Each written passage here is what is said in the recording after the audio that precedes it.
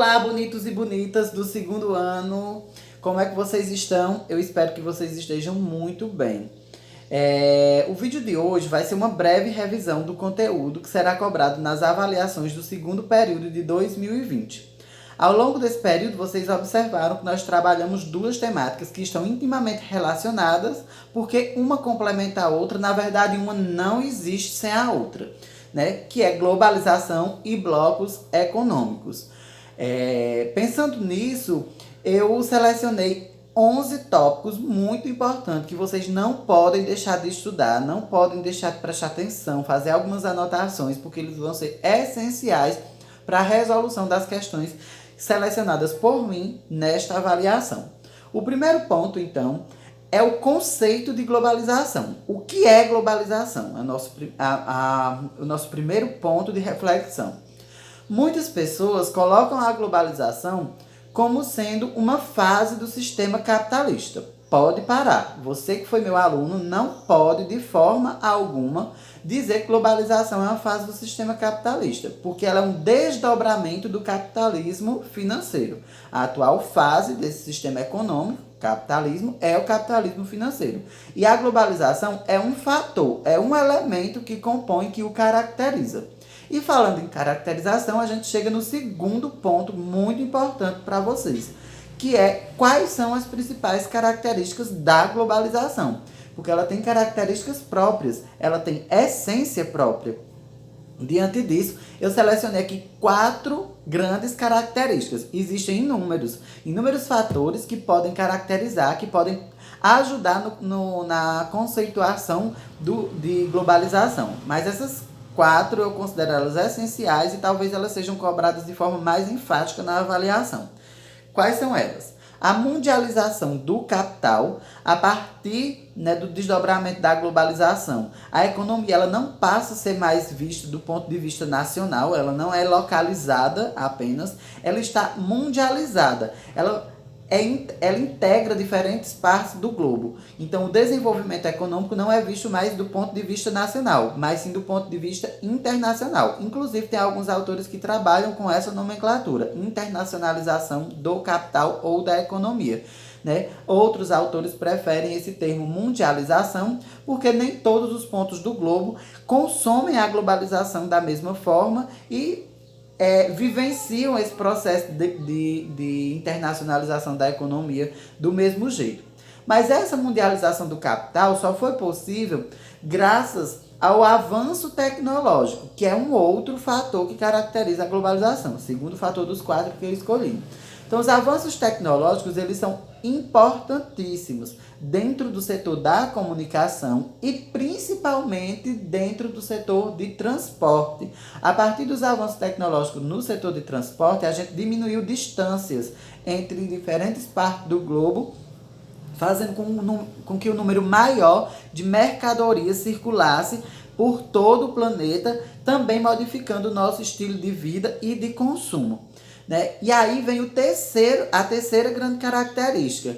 Com os avanços tecnológicos, com os avanços tecnológicos marcantes da globalização, o fluxo também passou a ser intenso. O que é que a geografia entende como fluxo? É a circulação em massa de pessoas, de mercadorias, de informação e de capital. Então, essas nuances, elas passam a circular no globo com maior velocidade, conectando diferentes partes do mundo, intensificando, o que caracteriza bastante a globalização é esse fluxo contínuo e intenso desses 4 nuances: pessoas, mercadorias, capital e informação. Principalmente a informação, porque até o capital se tornou uma informação dentro do contexto da globalização. Então, nós já encontramos aqui 2 pontos que são essenciais, que é o que é a globalização e o que caracteriza essa globalização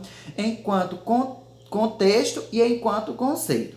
E a gente evoluindo nisso, a gente viu que uma das características marcantes da globalização é o avanço tecnológico, e a gente vai para o nosso terceiro ponto muito importante para vocês estudarem para a prova, que é as consequências da revolução técnico-científica informacional. Milton Santos, que é um importantíssimo geógrafo brasileiro, reconhecido mundialmente. O cara tem 16 pós-doc. Depois de morto, ele ganhou esses títulos, 16 pós-doc. E o cara era negro, brasileiro, filho de pobres.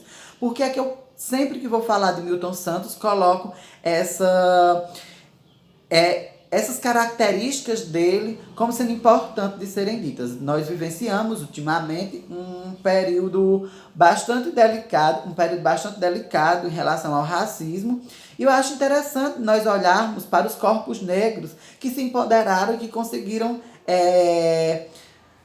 ultrapassar os limites que são impostos pela sociedade. E foi ele quem desenvolveu esse conceito de revolução técnico-científica informacional, porque ele é um dos maiores estudiosos do tema globalização a nível de mundo. O que é que significa esse conceito?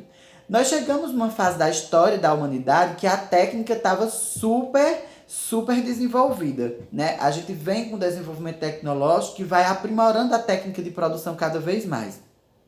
Houve um investimento massivo em ciência, em pesquisa, e se tratando de países desenvolvidos, de países ricos, né? Houve, então, esse investimento massivo na ciência. E através desse desenvolvimento da ciência e da tecnologia, o meio informacional, né? As informações, elas passaram a circular com velocidade. Então, duas coisas vão mudar substancialmente dentro do contexto da organização socioeconômica com a revolução técnico-científica informacional. A primeira coisa que muda, a primeira grande consequência disso é que vai haver uma diminuição no investimento do setor industrial, vai diminuir um pouco os investimentos para o avanço do setor industrial, aumentando assim o investimento na ciência, para que se crie tecnologia. Por isso que o período da globalização é marcado tanto por o avanço do sistema informacional, por exemplo, né? E vai haver também um pouco de desvalorização da mão de obra. Por que que isso acontece, pessoal? Dentro do contexto da revolução técnico-científica e dentro do contexto de globalização. Porque vai haver o que Milton Santos chamou de substituição do homem pela máquina. Agora, a cadeia produtiva que precisava de 20, 30, 40 pessoas é feito com uma máquina pré-programada para exercer esse trabalho e um controlador dessa máquina. Então, pessoal, vai haver um pouco a desvalorização do contexto da mão de obra nesse sentido. E não é só no meio da produtividade que a globalização vai trazer mudanças significativas. A cultura também é um ponto muito importante de se pensar. Daí a gente chega no quarto ponto que vocês vão estudar, vão focar mais na leitura, que são as particularidades culturais e a globalização. Nós estamos batendo na tecla de que o sistema de informação aumentou bastante. Então, os meios de comunicação, rádio, TV e telefonia passaram por transformações também substanciáveis, né? Sem edição, pessoal, o vídeo. Passaram por transformações que é preciso a gente frisar nessas transformações. Por quê? Porque elas também aproximam diferentes partes do globo. E antes da globalização, nós tínhamos regionalidades culturais muito marcantes. Regionalidades tanto em escalas locais quanto em escala global. E essas regionalidades, elas vão se desfazendo. Quando a gente diz que na globalização os países abrem as fronteiras, não é só no sentido comercial. Eu tenho acesso muito fácil a outras culturas, a outros elementos culturais. E aí as particularidades culturais do meu povo, a subjetividade do meu povo vai se perdendo ao longo da história à medida que eu entro em contato com outros elementos culturais, e que quando eu entro em contato, geralmente é através de uma determinada indústria. A indústria do marketing, a indústria do cinema, a indústria da televisão, a própria indústria da internet, que todas vão comungar para o mesmo objetivo, que é o consumo. Então, toda vida que eu vou aguçando esse desejo de consumo por elementos de outra cultura, eu vou acabando perdendo um pouco dos elementos da minha cultura, e as particularidades culturais acabam se desfazendo dentro desse contexto da globalização. É evidentemente que eu não estou aqui advogando uma cultura estática, parada, que não se modifique. Pelo contrário, a cultura, ela se modifica, E isso vai acontecer naturalmente. Porém, com os fluxos globais, isso se intensifica e algumas culturas elas acabam se perdendo ao longo da história.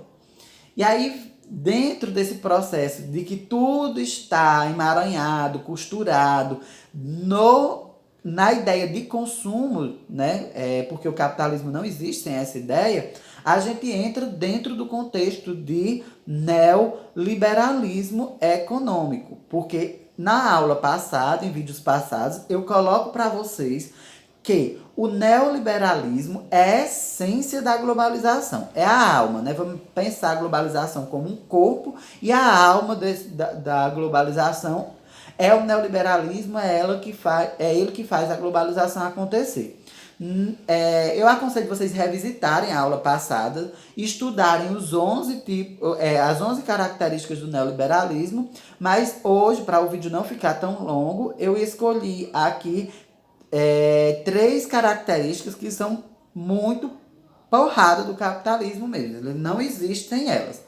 Que é a internacionalização da economia, eu já falei aqui em cima, né? A mundialização do capital, que não é consumida da mesma forma, isso é muito importante ser frisado. A ingerência do Estado é a segunda característica do neoliberalismo, né? O que é essa ingerência do Estado?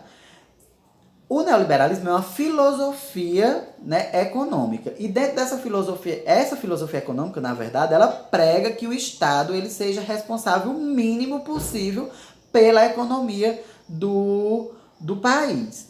E se o Estado ele não é responsável pela economia do país, quem passa a ser? Pelo neoliberalismo seria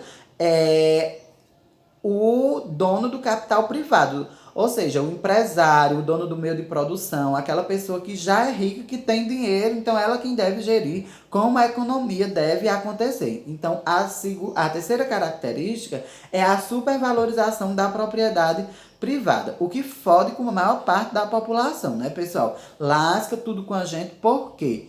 Porque nós, pobres, dentro dessa lógica neoliberal, nós não temos acesso a direitos trabalhistas, nós não temos acesso a serviços essenciais para a vida, como educação e saúde de forma gratuita, porque isso vai estar sendo administrado pelo capital privado. E se você quer utilizar um desses serviços, você vai ter que pagar.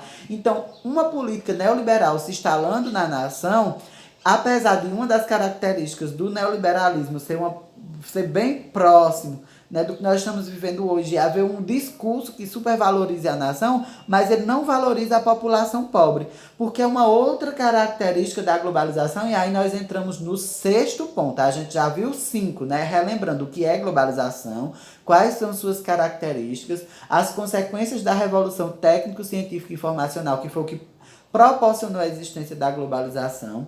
A gente já viu o 4º ponto, que são a questão das particularidades culturais.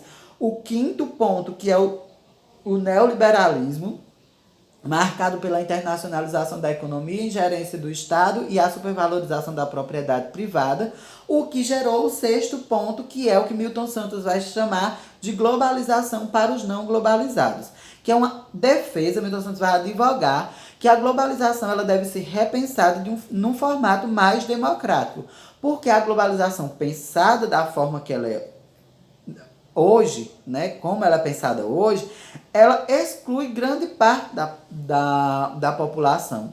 Muitas pessoas não têm acesso, quando eu digo não têm acesso, elas não têm poder de consumo dos produtos globais, né? Mas elas têm acesso ao marketing, à propaganda, porque todo mundo tem acesso a um outdoor na rua, a cartazes fazendo propaganda. Uma hora ou outra escuta um carro de som fazendo propaganda, vê na TV. Quem tem acesso à internet se depara com muitos itens da globalização sendo propagados pela internet, e isso aguça na gente um desejo de consumo.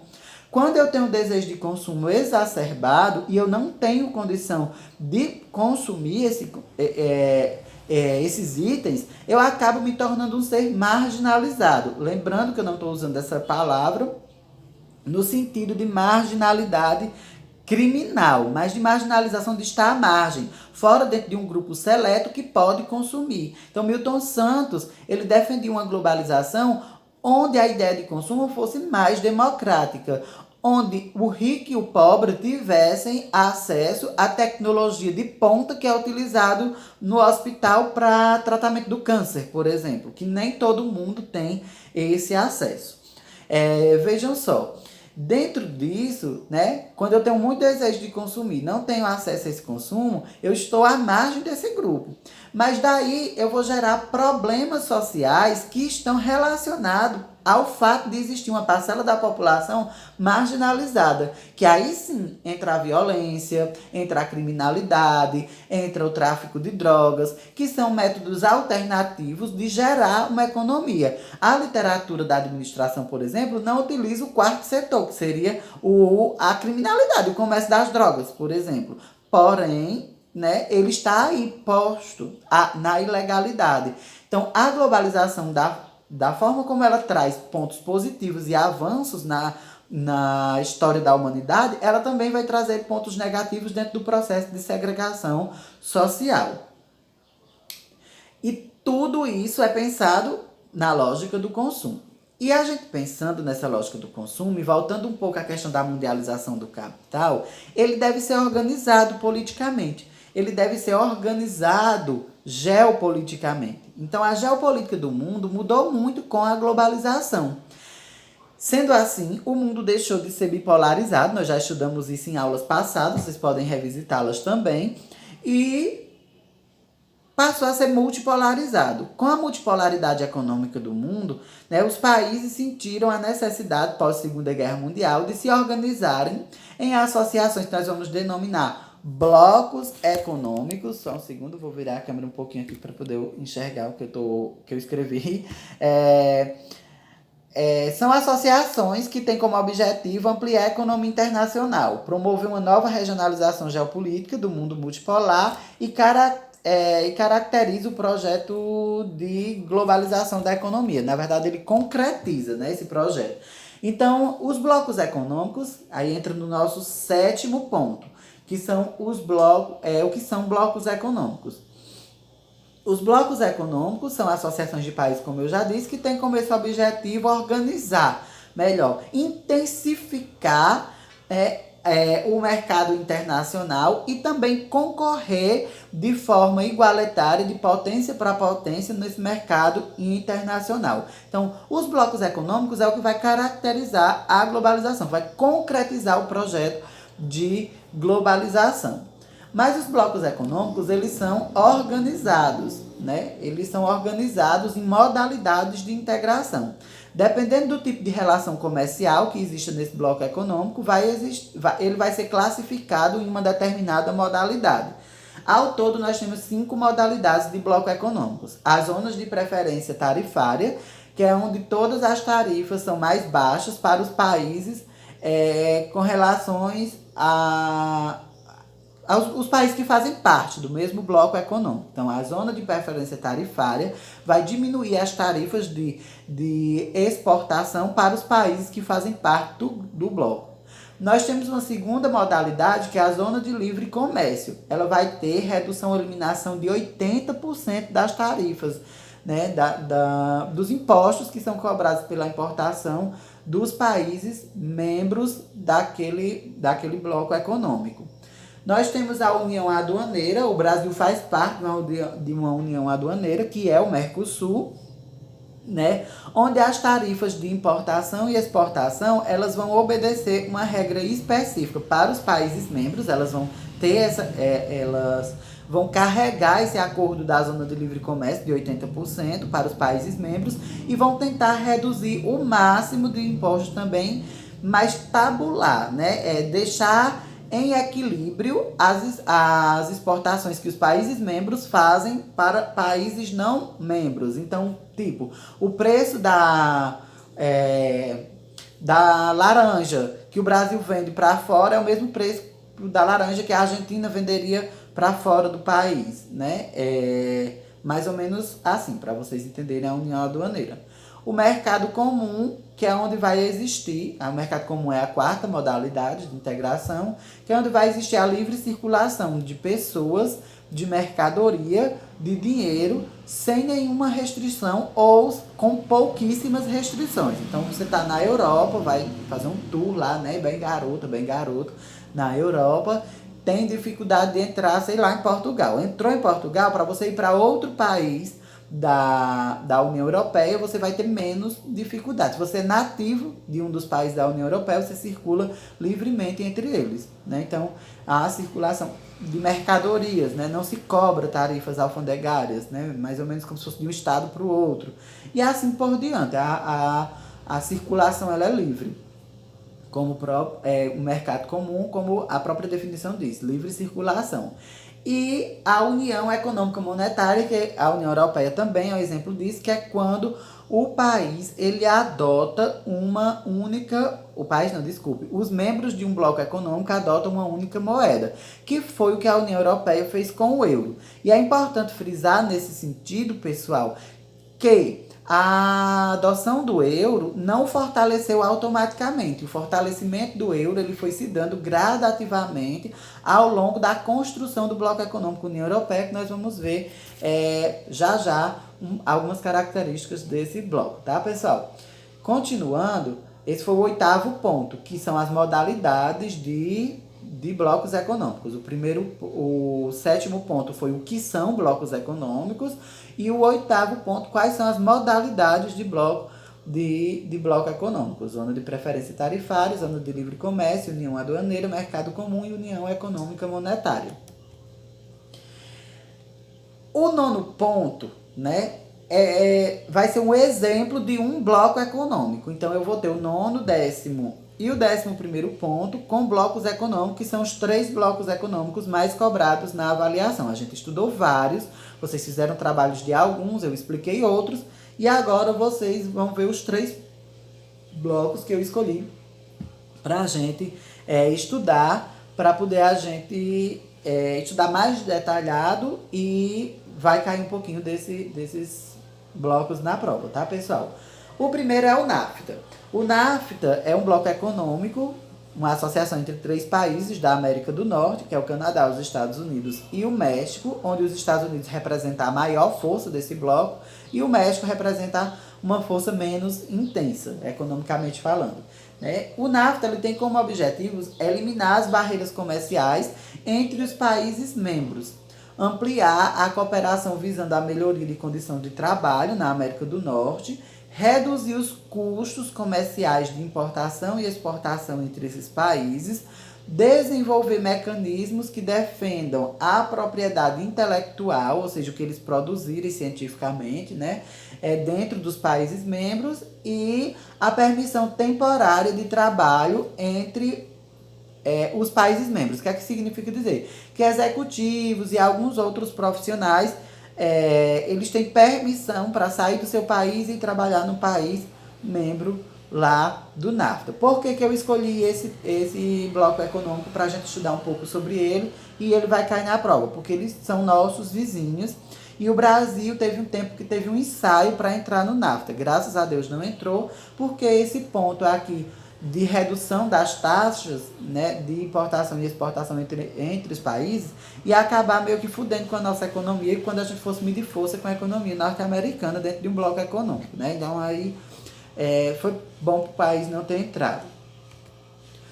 O outro bloco econômico que eu escolhi para a gente ver é o Mercosul. Por que do Mercosul? Porque nós somos membros do Mercosul, que é o Mercado Comum do Sul, né? O Mercosul nasce em 1991, um ano depois que eu estreiei no mundo, né? Até o Mercosul é mais novo do que eu, né? Enfim, eu sou jovem. Ele começa como um tratado de assunção da zona de livre comércio, né? Começa como uma zona de livre comércio, só que 4 anos depois, em 1995, ele passa a ser uma união aduaneira, onde 90% dos produtos são livres de tarifa. 90% dos produtos que é comercializado entre os países membros do Mercosul são livres de tarifas alfandegárias, são livres de impostos, né? Atualmente, Bolívia e Chile são países visitantes, né? São países parceiros, na verdade. O México é um país observador, que é o país que articula, que vai mediar as relações entre os países membros. E em 2006 houve a inclusão da Venezuela como país membro do Mercosul. Uma característica bem massa, né, são os arranjos institucionais bem flexíveis, né? Houve uma celeridade do processo de integração dos países dessa região, fortalecendo a economia da América do Sul, né? Triplicou o fluxo do comércio intra-regional nos primeiros 7 anos, ou seja, se intensificou muito a comercialização de produtos entre os países membros, né?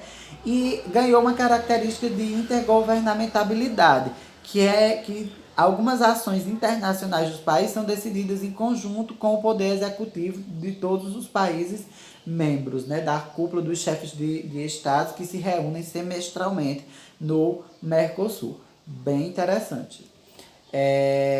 E o Mercosul, então, foi o 10º ponto. E para finalizar, o 11º ponto, a União Europeia, que é o maior e o mais importante bloco econômico a nível de mundo, né, que começa lá em 1951, poucos anos depois do fim da Segunda Guerra Mundial, com a Comunidade Europeia do Carvão e do Aço, que tinha como objetivo auxiliar na reconstrução da indústria do continente europeu pós-Segunda Guerra Mundial, que estava detonado pela guerra, destruída, né?